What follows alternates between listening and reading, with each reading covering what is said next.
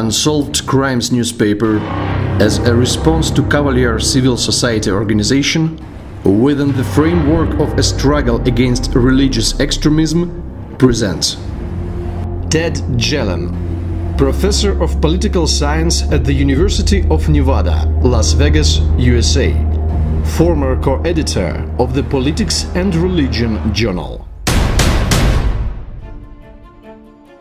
The targeting of religion is a way of enhancing legitimacy.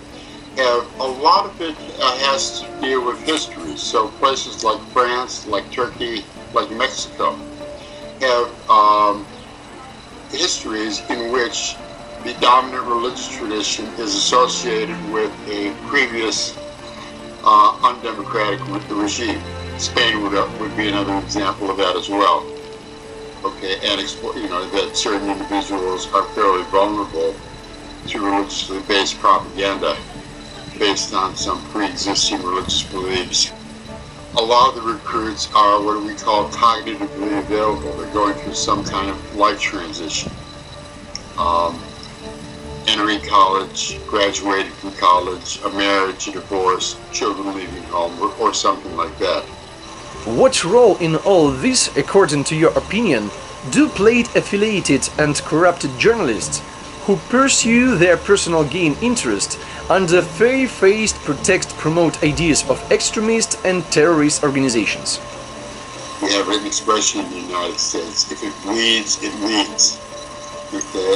In other words, violent stories are likely to get good coverage, right?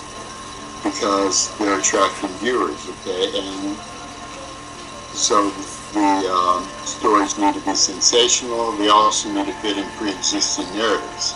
During the practice of an open struggle against religious extremism till complete surrender of the attacking side, we came to a point we're certain about, which is one of the most effective mechanisms for the transformation of subjects into extremists is the installation of certain doctrines or replacement of the old ones to the new one.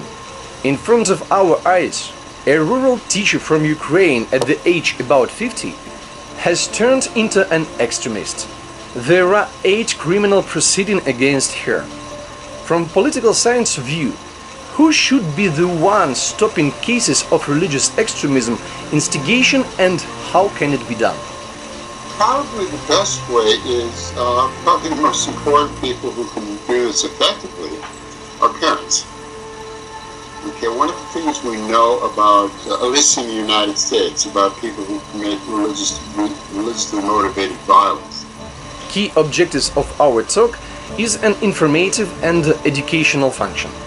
In order to make our viewers knowledgeable about how subjects with certain interest can transform them into active members of extremist and terrorist organizations. How do you think? How important is this kind of project, and what could you wish us? I think the project is very important. Okay? I think one of the most important solutions is some kind of ecumenism. I know of no religious tradition that approves stealing or murder or adultery, or things like that. And if we can focus on those aspects of religion, which does seem to be a human need, that bring us together. Soon there will be a documentary out jointly made by civil society organization KAVALYER, Unsolved Crimes newspaper and Belgium organization, which will show a full list of mechanisms, methods and techniques used by the team extremists from France, Russia and Ukraine. As soon the documentary is out, we'll be definitely sending it to you. Yeah, I'm looking forward to seeing it. Thank you.